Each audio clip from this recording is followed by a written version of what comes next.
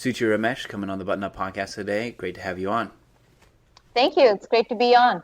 So you run Suuchi Inc., which is an apparel manufacturer in the U.S., and we want to know a little bit about that, but we always like to start with how you got to where you are and what made you the apparel fashion mogul you are today. Well, thank you. Well, not a fashion mogul, but trying to do a little bit of do our part in reinvention. So a little bit about me. I'm a software engineer with an MBA in software. So I was in the tech world for about 10 years before Suuchi Inc. In specifically predictive data analytics and data science. So the geekiest of the geeky stuff, which I really love doing. I started with big corporate and Intel in their supply chain analytics division, and then went on to join two different venture-backed tech companies that both scaled really fast, and coincidentally, both became unicorns while I was with them. So it was really cool because I got to see scale in enterprise B2B up close, not once but twice. And these companies inform my view of the world. So they're very formative in molding my way of thinking. So in starting Suuchi Inc., the goal was, a few things. I knew I wanted to be in B2B. I, of course, knew that I wanted to control my destiny and start something on my own.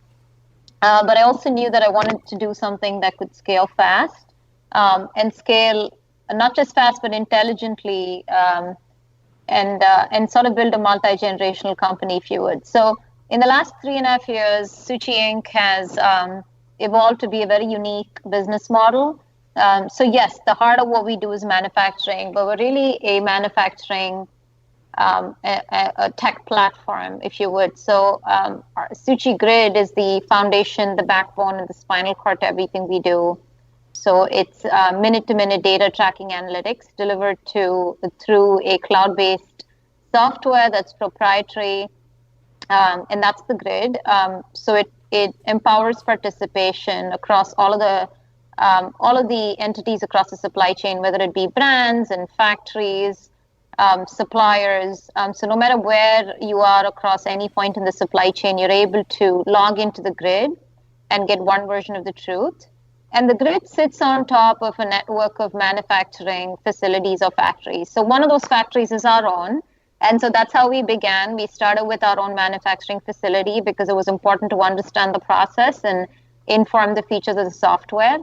And today our factory is one of 400 factories across North, Central, and South America that are all connected on the Grid. And together with the network of factories in our software, we provide solutions to about 220 brands across men, women, kids, and other categories. So are you helping to digitize the existing factories that were stuck in the dark ages? Exactly. So our customers work with us in two forms. The first form is where it's sort of a platform as a service, a model where they leverage our factories to make physical products and use our software. And as the software has gotten stronger, a lot of big brands and big factories come to us and say, hey, we just want to use your software to digitize our supply chain and take our business to the next level. Interesting. But at what point to you did style start to become important? Was it before corporate? Like your own personal style? My own personal style? Well, look, to be honest, Suuchi Inc. is really a B2B supply chain platform, right? So we are powering the supply chain and technology for brands of all sizes, all the way from startup digitally native brands to mid-size and large enterprise providers. So I am very happy being a geek. I definitely manage my own wardrobe, and I'd say that I have my sense of style restricted to my wardrobe, but I have no delusions about informing anyone else's style. And that's kind of the company too. We're not, we're empowering other brands. So we really don't have a position on our own brand or our own design aesthetic, if you would. Whatever the design aesthetic of our customers are, our job is to bring that to life using our supply chain infrastructure and using the technology. Why apparel, I guess, out of all the categories to kind of digitize using software? There's all these different factories in the country. Why apparel? Yeah, I mean, we look at apparel as sort of the first step. We are now in shoes and bags and home accessories, and really we look at our the industries we want to reinvent are all of the fashion industries and adjacent industries too. We did start with apparel for a few reasons. We think the opportunity there is massive. So the apparel global supply chain is trillions of dollars, and it still runs the same way. The whole global supply chain, although there are disruptors today, most of the manufacturing and design, it still runs the way it did decades ago, right? It hasn't changed much in 40, 50 years. And so there was a huge opportunity, but with that huge opportunity came high execution risk. So if you really look at a quadrant like an X by Y axis, where let's say the Y axis, you're plotting the execution risk, and the X axis, you're plotting the size of the market. Needless to say, as you start a company, you want to be in a large market so that you have the ability to scale. But it's tempting to go into something where the execution risk is low. But if the market is large and the execution risk is low, you're going to have a lot of competition. But if the market is large, the execution risk is high, and it's not really a consensus-driven solution. Meaning that if it was consensus-driven, everybody would be doing it. So for all of these reasons, we thought the apparel sector as a start was interesting. Because it wasn't easy. There's a lot of not just execution risk, but there's high barriers to entry. And we've taken a multidisciplinary approach to solve it, meaning we've used a combination of supply chain processes and infrastructure along with simple technology. And that was very difficult to do at the beginning. But now that we're a little ways in, it's also given us an advantage in terms of early mover runway, which is tough to replicate. So what year did you move into the apparel space and start Suuchi Inc.? We started May of 2016. Okay, so at this point you were able to observe the way that D2C brands were able to disrupt the consumer marketing side, but you saw the opportunity in the actual manufacturing itself. Right, yes. And of course, we didn't begin knowing we didn't have all the answers when we started. We've iterated, we've learned, and we've gone back and edited our strategy. But yes, it's our customers. The primary customer we want to partner with is the direct-to-consumer brand, or even a large retailer that wants to be more nimble for their end consumer. But we saw that there was a lot of innovation so far as that point in the supply chain between the finished product and getting to the consumer, right? So there's a lot of technology on websites and things like Shopify and Stripe that make it possible to create a virtual storefront and also process payments. But there was this big black hole further upstream, right? When you're designing and making the product, that part had not seen any innovation. So while we wanted to work with direct-to-consumer brands, they sort of had a lot of tech and processes and innovation that had happened in the world with respect to how to stock the product on the front end, the virtual front end, but where they needed help was the back end, and that's why we wanted to fit in. This seems like a pretty easy sell to the brand, like especially like a digital first, like a modern brand. But what's your pitch to the factory? Because for them, I could see if they're kind of old school, I could see it just seeming like extra work and maybe them not understanding the value at first. Yeah, so we, in terms of monetization, we don't really charge the factory yet for using our software, especially if these are smaller factories that we're just giving work to. Of course, down the road, as the software gets strong on its own, the large factory in the world may just need the software on its own to run their operations. Right, similar to the brand, the factory then becomes also a target market for our software as an independent solution.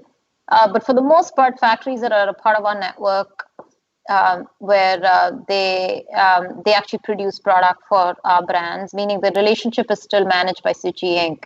And in the back end, we're making assignments to these factories. So at this stage, our goal is to really train the factories, get them digitized, give them very, very easy technology. So our primary motivation right now is not to monetize the login for the factories. I see. And then you also have a wholesale program, right? Yes, so we have a wholesale program called Suuchi X, and this was a very seamless addition to our suite of offerings under Suuchi Inc. So as we started connecting these factories, as we started listening to a lot of brands, we saw that some factories had pre-made product or they had fabric against pre-designed items. And then on the brand side, not everybody wanted to customize the design and spend money on customizing the development. And so it just kind of made sense for us to create a virtual storefront to stock products that are ready to ship from our suppliers and factories or ready to make, especially if they have the design and the fabric. And it lowers the risk for the brand because they're not spending money on developing products, especially when they're still trying to understand their core consumer. And it also minimizes the lead time, of course, right? Because it's easier to purchase product in small quantities, test it before you spend money on customizing. And is the target for that new brands who have a tight budget, or is it like big brands like multi-brand retailers who want to start their own white label line? It's both. We started off with the hypothesis really that Suuchi X would be more of a favorite amongst emerging brands and direct-to-consumer startups, which is kind of true. That hypothesis turned out to be true. But the one thing that was surprising for us is a lot of our enterprise customers love Suuchi X as well. So they're using Suuchi X as a combination lever to make them that much faster for their end consumers. So these big brands, of course, also do their custom development in large volume with us. But they like Suuchi X as a complementary weapon to be able to get them to iterate and move some items faster to market. Yeah, makes sense. And you had there was a report that we saw from the BBC. Like you actually have manufacturing that you're doing in New Jersey, right? And then you have like a vertical end of the business as well. Yes. And the BBC piece is about a couple of years old. We've since moved to Carlsbad. So when we began, we first invested in our own factory, and that factory is still the heart and soul of the business, if you would. It's becoming more of an R&D center and a large sample room house, if you would. We have about 80 stores here that are on our payroll. And we are out of a 50,000 square foot facility in Carlsbad, New Jersey. And then that's, of course, one of about 400 factories today in our network, except that this factory is on our payroll. One of the things that we always talk to our guests about is a lot of our brands that started like you said, the hypothesis of we want to manufacture in the U.S. and then you find out how difficult that is, especially at a scale. And so from your experience across all of the regions, like actually I just had this conversation last week. They said, I went to the garment district factories and I think factories in Asia might be better. Like what has been your experience working across the regions? Yeah, it's just, I think when brands start off, right, there's so many ways to really slice the answer to that question.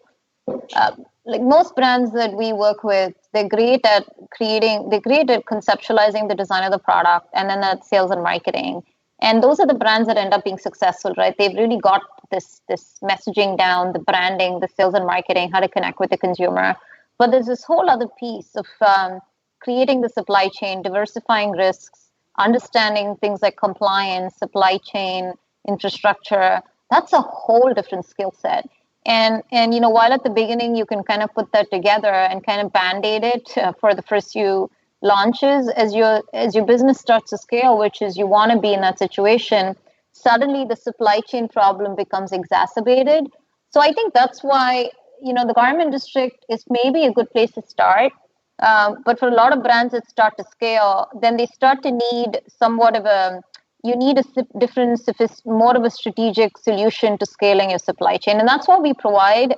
I think the garment district is sort of a very narrow view of what's possible in the Western Hemisphere. It's just, there's a whole different world out there, even in the US, but not just in the US, fairly local countries, like even beyond the US in Central and South America that are a lot more local than going all the way across the world. And it's tough as a young brand to be able to extend and to know and invest the time and effort in reducing the cost of compliance, setting up your supply chain. So that's where we come in. We are obviously proof that you can do things locally. that you can set up a sophisticated supply chain in the Western Hemisphere.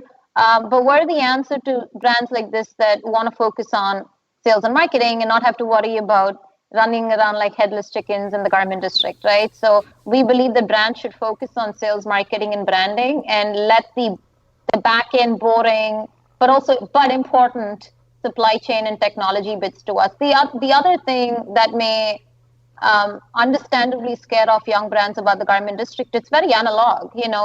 These are factories that have not changed the way they have worked in 50 years. And again, that's where we come in. We're connecting the entire supply chain, but as a software person myself, I'm most excited about the grid because I know that it's almost tougher to over-engineer a product for simplicity. When I say product, I mean the software product.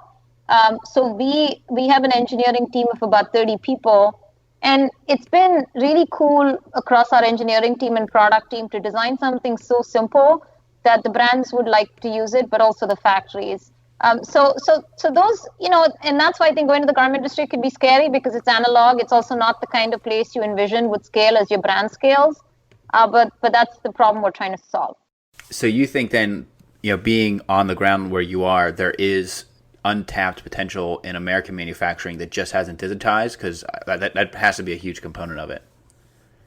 Yes, absolutely. There is a lot of untapped potential. And it's also, I think it's coming at the right time, meaning that brands are recognizing it's important that, the consumers are asking for sustainability, for traceability and transparency. So there's a bunch of shifts happening, permanent shifts. Brands want to offer a lot more variety in design to their end consumers. And, if you have 10 different products, maybe 2 of them need really high volume, 8 of them may need smaller batches in real time. And so to edit these kind of batch sizes across different styles needs a little more control.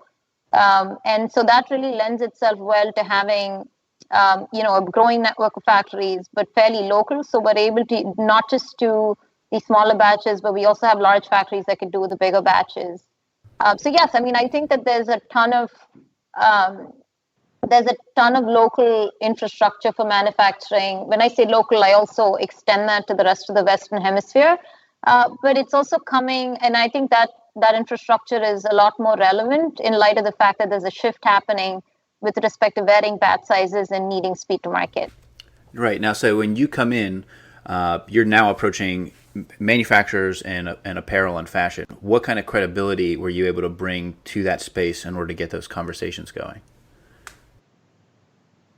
Yeah, so, we are a very unique team. If you look up some of our team members and leadership on LinkedIn, you'll see that we're a unique, we're a very brilliant but humble mix of the best in technology, fashion, operations, and manufacturing. So our executive team, for example, is a representative of how the rest of the company is structured. We've got we've got some of the best in fashion, some of the best in manufacturing and supply chain. And of course, I represent the tech side, and we've got some great people leading our engineering and product teams as well. So when we were approaching these brands, you can't just expect a technology solution to solve everything, right? And that's why we were very passionate from the beginning about having a multidisciplinary approach. And we've also, hired people that were experts in the industry as well, so that we could prove to people that not only did we have a point of view on tech, we also had we had the knowledge and a point of view from a fashion and an operations standpoint as well. So what does your team look like now? We're at about 170 to 180 employees. Again, to the point I made last, it's about 80 on the factory floor, and the rest of our team is across engineering, technology, product, sales, marketing, operations. Nice. And is everybody in one place, or are you guys remote? Right now, all of us are in Carlstadt, New Jersey. Yes. Okay, so near that factory. Yes, we're all the factory is right here. The 50,000 square feet we have in Carlstadt includes the factory. Okay, cool. And how do on the brand side, how do brands find you? So a lot of folks find us on Google. That's if you look up U.S. made in USA manufacturing or digitizing supply chain or technology in supply chain, you'll come up on us. We've had a decent amount of press. We are also backed by. We raised our Series A round in early part of this year. So from a tech standpoint as well, we've got the right kind of backing. So it's a combination of. We've got some decent inbound in SEO. We're also getting out there into events and conferences where people find us. So it's a combination of all of this. Yeah, you have to get out to Vegas for the Magic Trade Show. Yes, we were there actually. There We've been there for the last couple of years. Oh yeah, my background's in predictive analytics for B2B. I worked with a lot of fashion retailers, and so Magic. Oh, no way. Yeah, Magic, or I'm trying to think. Yeah, NRF is coming up. You got to be at NRF in January. Yeah, we're there as well. We don't have a booth, but we're attending. Yes. I was in B2B predictive. I don't meet a lot of people from that world in fashion. So nothing like New York, January 15th every year. Yes, absolutely. I used to attend an RF in a different world. It feels like light years ago, but it's funny attending an RF as Suuchi Inc. now. Right, I know. Well, we have a series of rapid fire questions. We just like to get a few 1 or 2 word answers. Are you ready for that? Yeah. Yeah, sure. Go for it. All right. So your preference, morning shower or evening shower? Morning. You like cardio or lifting? Lifting now. Good to hear. The last book that you read? The last book. Shit, I have quite a few on my table. Let's see. Startup Founders by Jessica Livingston. I may be getting the name wrong. Founder Stories, one of those. And then I also, the other book that I just finished reading is Who You Are Is What You Do. What You Do Is Who You Are. I get the names wrong, but that's by Ben Horowitz. Oh yeah, Ben. I knew he's on the press tour for that one. I think it's on my wish list. Yeah. Your preference for style, spring, summer, or fall, winter style? I'm pretty seasonless, so I pick for something that works across seasons. Okay. And then if you were with somebody who was wearing a suit, do you prefer notch lapels or peak lapels? No lapels. No lapels. Casual. Yeah. Yes, casual. And if you're getting in the shower and you want to pump yourself up for the day, what song are you listening to? Let's see. Right now, I like Blue October. It depends. It's always the week. I listen to a lot of different kinds of music, but right now I'm listening to Blue October and Kings of Leon. All right, that's great. Nice. So, what are you most excited about with Suuchi Inc. in the next 12 months? Scaling. We're getting into our Series B in January, so we're going to hit the road. And just the software piece, I think the attention it's getting is great, and we can't wait to. The reaction from brands and seeing what the grid could do for them is very gratifying. So continuing to make change. One part of it is, of course, scaling, and there's a P&L impact of that. But the other part of it is just driving real lasting change in brands and in factories across the world. So excited about that too. Yeah, so you mentioned you had 200 fashion brands on the apparel side? Yeah, 200 plus, yeah. Yeah, that's no small feat. Congratulations. Thank you. Well, that's great. Well, thank you for coming on the Button Up Podcast, Suuchi. We're excited to see what you go. Good luck in the Series B, and is a good place to follow or connect. You had mentioned the LinkedIn. You have a company page. Yes, we do. Look us up, Suuchi Inc., and you'll find a bunch of us there. Great. We'll put that in the show notes so people can check it out, and we're looking forward to seeing what you do with digitizing the manufacturing space. Thank you. Likewise. Good luck to you guys, and we'll be cheering you on. Thank you. Thank you. Thanks. Bye-bye.